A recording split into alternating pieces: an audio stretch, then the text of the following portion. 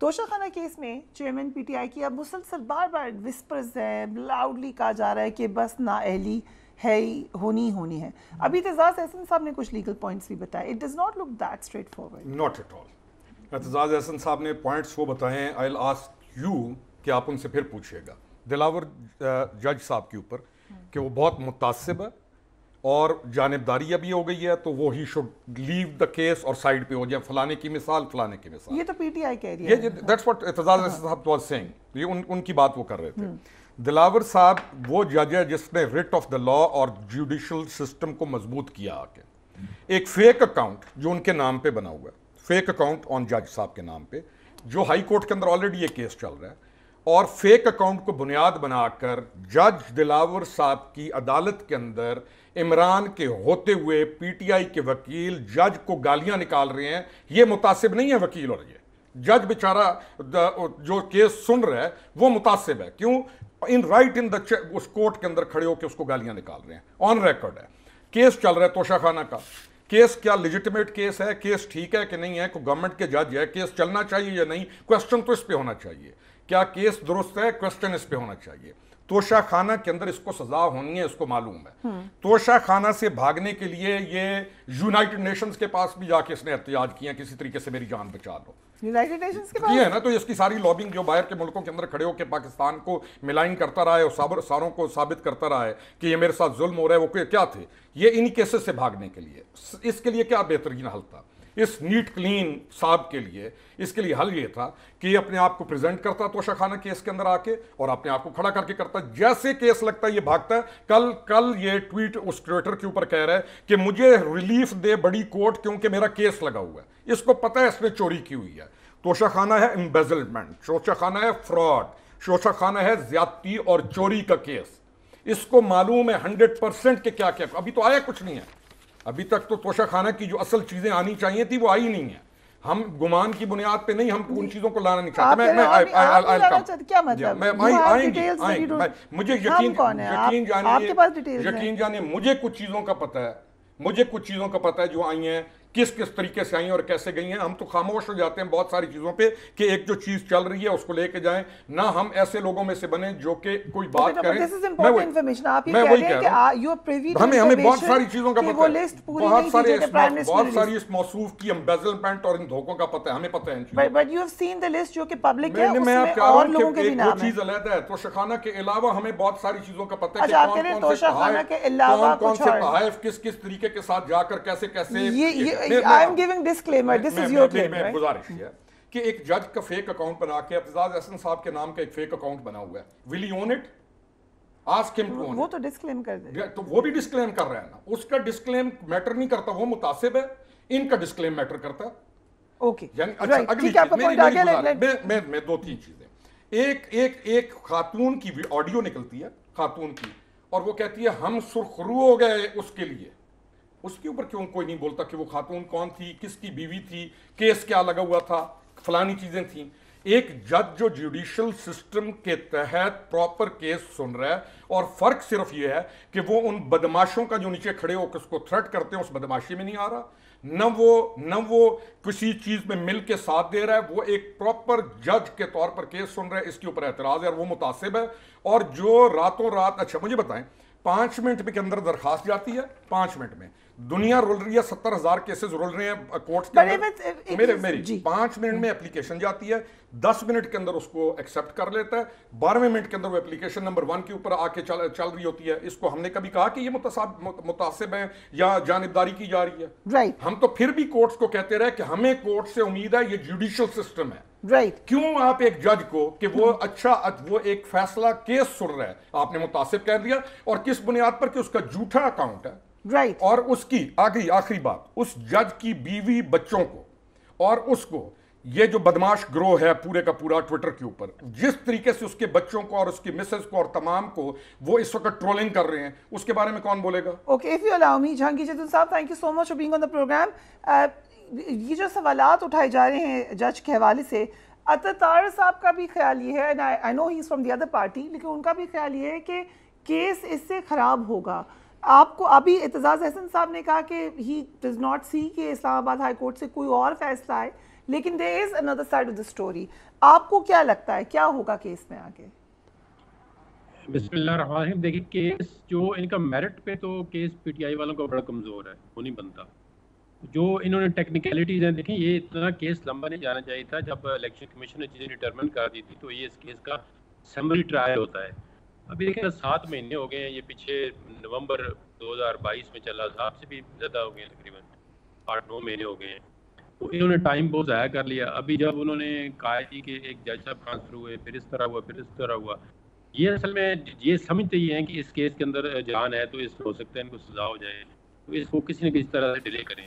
تو اس میں پھر ڈیلے میں ٹیکنیکلٹیز آتی ہیں, جی جج ہماری بات نہیں مانتا, جج جلدی کرتے ہیں. جلدی تو اس لیے کرتے ہیں کہ ابھی بہت زیادہ پہلے آلریڈی ڈیلے ہو چکی ہے. پہلے انہوں نے لائٹ لیا, آپ دیکھیں ان کو بلاتے بھی رہے ہیں, یہ پیش نہیں ہوئے.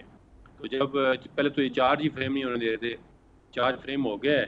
تو ابھی مطلب سمری ٹرائل کا مطلب ہوتا ہے آلریڈی آپ نے کرسری اسٹیٹمنٹ ریکارڈ کی ہوئی ہیں. ان کی 2-3 آبجیکشن ہیں, وہ کہ آپ چاہیں تو میں بتاتا ہوں. انہوں نے کہا جی ایک تو یہ جو کمپلینٹ تھی مجسٹریٹ کے پاس جانی چاہیے تھی, یہ سیشن جج کے پاس چلی گئی ہیں, تو یہ سن نہیں سکتا تھا. اس کی جورسڈکشن مطلب یہ ہے, لیکن ادھر سے ہو کیا آتی ہے, پہلے مجسٹریٹ کو جاتی ہے, مجسٹریٹ کے کرسری اسٹیٹمنٹ ریکارڈ کرتا, پھر اس کو فارورڈ کرتا, تو یہ کرتا. دوسرا یہ کہہ رہے ہیں جی یہ لمیٹیشن کا ایشو ہے. تو ٹیکنیکل ایشو انہوں نے اٹھائے ہوئے ہیں. اب اسلام آباد ہائی کورٹ میں کیس صبح لگا ہوا ہے. انہوں نے بارہا کوشش کی ہے کہ جی پروسیڈنگ رک جائیں, کیونکہ آگے اگست میں چھٹیاں ہیں. وہ جج صاحب 5 تاریخ چھٹی پہ ہیں, وہ تو چاہ رہے ہیں ہمیں 5 تاریخ فیصلہ کر کے جائیں. تو ابھی دیکھتے ہیں صبح ہائی کورٹ کیا کہتی ہے. پھر فرائیڈے کو اپنا ان کا کیس لگا ہوا ہے اپنا سپریم کورٹ میں. رائٹ, سو یہ ایشو ہے. سو یہ سینگ کہ معاملہ ابھی ہر طریقے سے آپ کو نظر آ رہا ہے کہ اس میں دونوں سائڈس پر آرگیومنٹ نظر آ رہے ہیں, لیکن obviously decision will be from the court. علی گوہر بلوچ صاحب, thank you so much being on the program. جو پرائم منسٹر نے آج ایک بڑی انٹرسٹنگ اسٹیٹمنٹ دی ہے, ذرا اس پہ روشنی ڈالی گا. میں نے تو اس کو بار بار سنا ہے, اٹس ویری آئی گیس آپ نے بھی بار بار سنا ہوگا اس کو غور سے. انہوں نے کہا کہ میں اسٹیبلشمنٹ کا آدمی ہوں, لوگ مجھے کہتے ہیں, میرے ساتھ بھی وہی ہوا جو نواز شریف کے ساتھ ہوا, مجھے بھی اسی جیل میں رکھا گیا جو نواز شریف صاحب کو. تھوڑا سا تاثر ایسے گیا کہ وہ پی ایم ایل این کو تو نہیں بتا رہے تھے کہ آپ لوگ مجھے کہتے ہیں. نہیں دیکھیں, بات یہ ہے کہ ابھی بھی پی ایم صاحب نے پارلیمنٹیرین کو بلایا ہوا تھا اور وہاں پر ایک ڈنر تھا, تو ظاہر ہے کہ ادھر بھی یہ باتیں ہوئیں. لیکن پہلے بھی آج اس بات پر کافی تبصرہ ہوتا رہا ہے. دیکھیں بات یہ ہے وہاں پہ کیا باتیں ہوئی, کیا لوگوں نے کہا ان سے کہ سر آپ نے آج آفیشلی کہہ دیا؟ نہیں, وہ تو خیر ایک تمام پارلیمنٹیرین کا ایک ڈنر تھا آفیشلی, جس میں سینیٹرز بھی تھے اور ایم این ایز بھی تھے. وہاں پر بھی پی ایم صاحب نے جو ابھی آپ 9 تاریخ کا, جی یہ فائنل ڈیٹ ہے, ظاہر پی ایم صاحب نے اناؤنس کی ہے. دیکھیں بات یہ ہے کہ پی ایم صاحب جو شہباز شریف صاحب کی شخصیت ہے, انہوں نے ٹھیک کہا ہے. نواز شریف صاحب وہ شخصیت ہیں کہ انہوں نے ہمیشہ اصولوں پہ مبنی سیاست کی ہے, اور جہاں کہیں بھی ناانصافی ہوئی ہے, جہاں کہیں بھی سیاست میں مداخلت ہوئی ہے, بیجا مداخلت ہوئی ہے, تو وہ ڈٹ کے کھڑے ہوئے. لیکن میں کوئی نہیں کہہ سکتا وہ اسٹیبلشمنٹ کے آدمی ہیں. میں آپ کو نہ وہ I cannot picture Nawaz Sharif saying کہ مجھے لوگ کہتے ہیں اسٹیبلشمنٹ کا. شہباز شریف صاحب نے ایک دفعہ ایک انٹرویو میں ان سے ایک سوال کیا گیا تھا, تو انہوں نے اس کے جواب میں کہا تھا کہ مجھے کئی بار آفرز ہوئیں کہ میں پرائم منسٹر بن جاؤں, لیکن میں نے کبھی بھی میاں نواز شریف صاحب کا باحثیت بھائی اور باحثیت پارٹی ورکر ہونے کے میں نے ان کا کبھی ساتھ نہیں چھوڑا. ابھی جب مشرف کا کو ہوا تھا تب بھی شہباز شریف صاحب نے سزائیں بھگتی تھی. جب یہ اب پچھلے 2-3 سال گزرے, آپ نے دیکھا ہے کہ تھرو آؤٹ شہباز شریف صاحب 2 سے 3 بار جیل میں رہے اور کافی عرصہ کے لیے قید و بند کی صورتیں بھی برداشت کی, اپوزیشن لیڈر کا بھی کردار ادا کیا. اگر تو انہوں نے کسی بار بھی پی ایم ایل این کی لائن سے ہٹ کے کوئی سٹیپ اٹھایا ہو اور اس سے وہ مستفید ہوئے ہیں, تو پھر تو آپ کہہ سکتے ہیں کہ وہ اسٹیبلشمنٹ کے ساتھ میں نے تو یہ بات ہے کہ آج پرائم منسٹر خود ڈیفینسو ہو رہے ہیں, یہ کوئی ریزن تو ہو نہیں کوئی کہنا پڑا. کیا پی ایم ایل این کے اندر ایک نہیں پی ایم ایل این کے اندر تو اس قسم کی بات نہیں ہوتی ہے. ہاں آپ کی ایک دو تو تھی نا, مفاہمت مزاحمت تو تھی, اس میں تو کوئی دو رائے نہیں ہے. دیکھیں شہباز صاحب مفاہمت ہمیشہ شہباز شریف صاحب کی تھی, وہ اسی لیے بات آج وہ مزاحمت والوں کو سمجھا رہے تھے, کس سے بات کر رہے تھے. دیکھیں بات یہ ہے کہ شہباز شریف صاحب نے پارٹی کے اندر بھی ایک گھر کے اندر بھی جب بات ہوتی ہے تو مختلف لوگوں کی مختلف رائے ہوتی ہے مختلف. ٹھیک ہے. شہباز شریف صاحب کی رائے ہمیشہ معاملات کو سلجھانے کے لیے وہ ایک اپنی رائے رکھتے ہیں اور وہ اس کا برملا اظہار بھی کرتے ہیں. میں نے کون سے کوئی لڈو کھا لیے, بٹ ایک تاثر ان کا ہے. میں آپ کی اسی بات کی طرف ایک شہباز شریف صاحب نے جب اپوزیشن لیڈر تھے اس وقت ایک بیان دیا تھا اور وہ تھا مساک معیشت کا بیان. آپ آج کے بیان پہ نہیں کامنٹ کرنا چاہ رہے, آپ اپنے پچھلے بیان یاد آ جا رہے ہیں. میں اس کے ریفرنس میں یہ بات کوٹ کر رہا ہوں. ٹھیک ہے. اس بات پر ہماری پارٹی کے اندر بھی ان کے اس بیان کو کرٹیسائز کیا گیا تھا کہ ایک طرف اپوزیشن کو اور میاں صاحب کو اور پوری فیملی کو اور ہماری پارٹی کی سینئر لیڈرشپ کو دیواروں کے اندر چنوایا جا رہا ہے, تو دوسری طرف شہباز شریف صاحب کو ایسی حکومت جو کہ مسلط کی گئی ہے, جو کہ ووٹ چرا کر آئی ہے, ان کے ساتھ معیشت پر بھی مفاہمت کی بات نہیں کرنی چاہیے. لیکن شہباز شریف صاحب کی یہ سوچ, ان کی ایک اپنی جگہ ایک سوچ ہے کہ ملک کو چلانے کے لیے اگر کچھ چیزوں پر صبر کرنا پڑے, جبر بھی کرنا پڑے تو کرنا چاہیے. ان کی اس سوچ کی وجہ سے ان کو یہ کہا جاتا ہے کہ شاید یہ مفاہمت والی سوچ, اسی پالیسی کو لے کے چلوں گا for the next election. So it looks like کہ انہوں نے اپنی کیمپین کے حوالے سے بھی ساتھ کر دیا. دوسرا, میں ابھی آپ بات کر رہی تھی, میں ایک چھوٹی سی بات کروں گا توشہ خانہ کے حوالے سے. جی کوئکلی پلیز.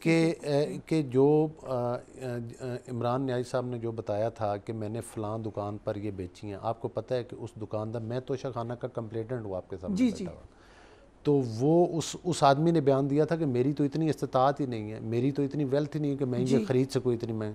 اس کی دکان کی جیلی رسیدیں, جیلی سائن بنا کے پیش کیے گئے. اس سے بڑھیا کیا ثبوت ہوگا کہ یہ بندہ چور ہے؟ اگر جو بندہ چور نہ ہو وہ تو ایسی حرکتیں نہیں کرتا. اور ڈیلینگ ٹیکس, عدالتوں میں جا کر بار بار پیش نہ ہونا. سپریم کورٹ میں کس لیے جاتے ہیں؟ صرف کیا موقف ہے, سٹے آرڈر دے دیں. فائے کس بات پہ سٹے آرڈر دے دیں؟